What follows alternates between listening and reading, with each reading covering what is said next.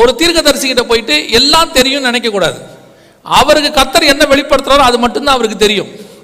இந்த வேதத்தில் உள்ளதை கரைச்சி குடிச்ச தீர்க்கதரிசி உலகத்துல ஒருத்தர் கூட கிடையாது. யாரை போய் கேட்டீங்கன்னா தெரியாது. சிலர்லாம் இப்போ வெளிப்படுத்தின விசேஷம் எடுக்கும்போது 22 அதிகாரத்தையும் நம்ம கரைச்சி குடிச்ச மாதிரி நினைச்சுக்கிறாங்க. நம்ம கிட்ட வந்துட்டு அந்த அதிகாரத்தில் இப்படி இருக்குதே, இந்த அதிகாரத்தில் இப்படி இருக்குதே, எனக்கும் அப்படி இருக்குது தான், அவ்வளவுதான். எனக்கு என்ன வெளிப்பாடு கொடுக்கப்பட்டதோ அதுதான் எனக்கு உண்டு. அதனாலதான் நேரடியாவே நான் சொல்லிடுவேன், எனக்கு அதை பத்தி தெரியாதுன்றவேன். ஏன்னு சொன்னா இன்னைக்கு இருக்கிற கிறிஸ்தவத்தில் இருக்கிற பெரிய பிரச்சனையே என்னன்னா, தெரியாதுன்னு ஒத்துக்கிறத நம்ம இன்னைக்கு ரொம்ப கஷ்டம். நமக்கு ஒரு வரம் இருக்குது அப்படின்னா அந்த வரம் தான் எனக்கு இருக்குன்றத நிறுத்திடணும். நமக்கு இந்த வரம் இல்லைன்னா இல்லைன்னு தைரியமா சொல்லிடணும். டாக்டர் படிக்கும்போது ஒரு உறுதிமொழி எடுப்பாங்க. அந்த உறுதிமொழியில் என்ன சொல்லுவாங்கன்னா, எனக்கு தெரியாததை எந்த நேரத்திலும் தெரியாது என்று ஒத்துக்கொள்வேன், என் சீனியர் இடத்துல கேட்பதற்கு நான் தயங்க மாட்டேன். அப்படி இருக்குதானே ஒரு உறுதிமொழி ஒன்று இருக்கு டாக்டர்ஸ் படிக்கும்போது. இந்த உறுதிமொழி அவங்களுக்கு பொருந்ததோ இல்லையோ, கடைசி காலத்தில் இருக்கிற எல்லா ஊழியக்காரனுக்கும் பொருந்தணும். ஒரு விஷயத்த தெரியாதுன்னு ஒத்துக்கிறதுக்கு ஊழியக்காரனுக்கு தெரியணும். ஏன்னா பைபிளில் இருக்கிற 66 புக்கையும் படித்தவங்க யாருமே கிடையாது. அதே மாதிரி ஒரு வரம் இருக்குதா இல்லையாங்கிறத ஒத்துக்க வேண்டியதான். பிசாசு விரட்டுற வரம் கூட்டு வராங்களா, எனக்கு இல்லைன்னு தைரியமா சொல்லுங்க. சுகமாக்குற வரம் ஒருத்தர் வியாதியை கூட்டு வராங்களா, நான் ஜெபம் பண்றேன் ஆனா எனக்கு ஹீலிங் பவர் இல்ல, அந்த வரம் பெற்றவர் ஒருத்தர் இருக்கிறார், அவர்கிட்ட போங்கன்னு சொல்லணும். அமெரிக்காவில் பில்லி கிரஹாம் ஐயாவை கேட்டாங்களாம், ஐயா ஹீலிங் பண்ணணும், ஒருத்தர் கூட்டு வந்து இவருக்கு ஹீல் ஆகணும், ஜெபம் பண்ணுங்க. அப்போ அவர் சொன்னாராம், நான் ஜெபம் பண்றேன் ஆனா எனக்கு அந்த வரம் இல்லை. இன்னொரு சகோதரன் இருக்கிறான் ஓவல் ராபர்ட்சன், அவர்கிட்ட போங்க, ஓவன் ராபர்ட்ஸ் அவர்கிட்ட போங்க, அவர்கிட்ட என்ன இருக்குது, அந்த ஹீலிங் பவர் இருக்குது, அவர் ஜெபம் பண்ணுவாரு, ஹீல் ஆகும். இதுதான் ஒத்துக்கொள்ளுதல். இப்போ கடைசி காலத்தில் ஒத்துக்கொள்ளுகிற மனப்பக்குவம் இல்லை. இப்போ நம்ம எப்படி பிராக்கெட்ல போடுறோம் அப்படின்னா, 9 வரம் பெற்றவர், 1-2க்கு கூட வெளியே போயிடக்கூடாது. எல்லாமே நம்ம கிட்ட ஸ்டாக் இருக்கு. நீங்க எதா இருந்தாலும் நம்ம கிட்ட எந்த நேரமும் தேடி வரலாம். நம்ம ஷாப் ஓபன் 24 hours. அந்த இடத்துக்கு இப்ப நம்ம வந்துட்டோம். ஏன்னா தக்க வச்சுக்கிற முடிவுக்கு வந்துட்டோம். எல்லா தீர்க்க தரிசனமும் ஒருத்தனுக்கு தெரியாது, எல்லா வேத வசனமும் ஒருத்தனுக்கு தெரியாது, எல்லா வரமும் ஒருத்தன் கையில் கிடையாது. ஈவன் கர்த்தர் கொடுத்தால் ஒழிய. அல்லேலூயா.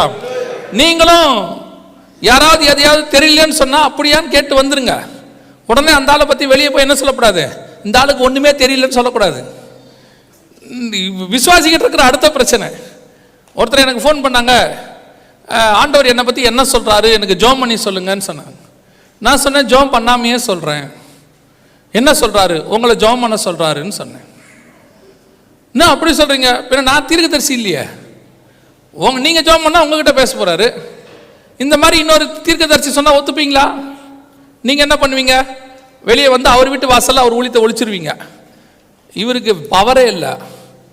போன வாரம் ஒருத்தர் வந்தார், அவர் புட்டு வச்சாரு, இவருக்கு ஒண்ணுமே தெரியல, அவன் ஊழியத்தை ஒழிச்சிருவீங்க. ஒரு ஊழியக்காரன் தெரியலன்னா ஒத்துக்கிட்டானா நல்லதுன்னு சந்தோஷப்படுங்க. அவன் தெரியாதனமா எதையாவது கண்ணை மூடி வளரி உங்க வாழ்க்கையை நாசம் பண்ணாம இருக்கிறதுக்கு தெரியாதுன்றது எவ்வளோ சோத்திரம். அல்லேலூயா. அப்போ ஒவ்வொரு காலகட்டத்தில் தான் ஒரு தீர்க்க தரிசனம் வெளியரங்கமாகும். அதைத்தான் தானியேல்கிட்ட பார்த்து ஆண்டவர் சொல்றாரு, இதை முத்திரை போடு, முடிவு காலத்துல தான் இது என்ன செய்யும், வெளியரங்கமாகும்.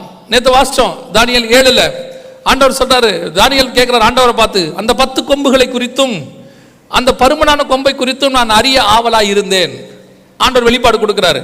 அதே 12ஆம் அதிகாரத்தில் திருப்பி தானியேல் ஆசைப்படுறாரு, அந்த 1335 நாளை குறித்தும் அதை குறித்து நான் அறிய ஆவலாய் இருந்தேன். ஆண்டவர் சொல்றாரு, தானியேல் நீ போகலாம், போய் இளைப்பாரி கொண்டுரு. விளக்கம் கொடுக்கல, ஏன், அது உனக்கு தேவையான விளக்கம் இல்லை. அந்த விளக்கத்தை பெற்றுக்கொள்றதுக்கு ஆட்கள் பின்னாடி வரும், அவங்களுக்கு நான் சொல்லிக்கிறேன், நீ போன்ட்டார். அப்ப இந்த கடைசி காலத்துல தான் தானியேல் புஸ்தகத்துல உள்ளது வெளியரங்கமாகும். இன்னைக்கு கடைசி காலத்துல என்ன ஆயிடுச்சு, ஒரு சிலர் இப்படி பிரசங்கம் பண்றாங்க, பழைய ஏற்பாடு வேண்டாம், பழைய ஏற்பாடு முடிஞ்சிருச்சு, அதை வச்சு ஒரு பிரயோஜனம் இல்லை, நமக்கு வெறும் புதிய ஏற்பாடு இருந்தா போதும் அப்படிங்கிறாங்க. இதுல வார்த்தையில முத்திரை போடுன்னு சொல்றாரு பாருங்க. இந்த முத்திரை எங்க ஓபன் ஆகும் தெரியுமா? தானியேல்கிட்ட முத்திரை போடுன்னு சொன்னார்ல, இது எங்க முத்திரை போட வேணாம்னு சொல்றாரு தெரியுமா? வாசிங்க, வெளிப்படுத்தின விசேஷம் 22ஆம் அதிகாரம் 10வது வசனத்தை வாசிங்க. வெளிப்பாடு 22:10. அவர் என்னை நோக்கி, இந்த புஸ்தகத்தில் உள்ள தீர்க்க தரிசன வசனங்களை முத்திரை போட வேண்டாம், முத்திரை போட வேண்டாம். வெளிப்படுத்தின விசேஷத்துல சொல்றாரு முத்திரை போட வேண்டாம்னு. அப்ப தானியேல்ல போட்ட முத்திரை எங்க ஓபன் ஆகுது? வெளிப்படுத்தின விசேஷத்துல ஓபன் ஆகுது. 6ஆம் அதிகாரத்துல தான் முத்திரைகளை உடைக்கிறாங்க. அப்போ வெளிப்படுத்தின விசேஷமும் தானியேலும் ஒண்ணு. இது ரெண்டும் சேர்த்து படிச்சாதான் புரியும். இது ரெண்டையும் சேர்த்து படிக்காம உங்களுக்கு என்ன செய்யாது, புரியாது. இன்னைக்கு நிறைய பேர் பழைய ஏற்பாடு வேண்டாம், அதெல்லாம் முடிஞ்சு போச்சு, புதிய ஏற்பாடு மட்டும் போதும், மதீனம். லேவியராகமம் இல்லாமல் எபிரேயருக்கு எழுதின நிருபம் உங்களுக்கு புரியாது. லேவியராகமம் இல்லாமல் எபிரேயருக்கு எழுதின நிருபம் உங்களுக்கு என்ன செய்யாது, புரியாது. எதுக்கு சொல்றேன்னா, லேவியராகமத்தினுடைய காரியங்கள் பிரதான ஆசாரியனை குறித்து தான முழு தீர்க்க தரிசனம் எங்க வந்து முடியும்னு கேட்டீங்கன்னா எபிரேயர்ல தான் முடியும். ஏசாயா தீர்க்க தரிசனம் நிறைவேறணும்னா 4 சுவிசேஷம் இருந்தால் தான் நிறைவேறும். ஒவ்வொன்றுத்துக்கும் இன்டர் கனெக்ஷன் இருக்கு. இந்த புக்கு வேணா அந்த புக்கு வேணா யார் சொன்னாலும் நம்பாதிருங்க. 66 புக்கு வேணும், அதுல உள்ள அத்தனை வசனமும் வேணும், வசனத்துல உள்ள சின்ன உறுப்பு கூட வேணும். அத்தனையும் தேவ ஆவியானவரால் நமக்கு அருளப்பட்டிருக்கிறது. யாராவது வந்துட்டு அது வேணா இது வேணா அந்த புக்கு வேணா இந்த புக்கு வேணா எவன் சொன்னாலும் நம்பாதிய. நம்ம கிட்ட இருக்க வேதம் தான் முழுமையான வேதம். யூதங்கிட்ட கூட முழுமையான வேதம் இல்லை, நம்ம கிட்ட ஆண்டவர் முழுமையான வேதத்தை கொடுத்திருக்கிறார். இதுல எதையுமே வேண்டாம் அது தேவையில்லைன்னு சொல்றதுக்கு காரியமே கிடையாது.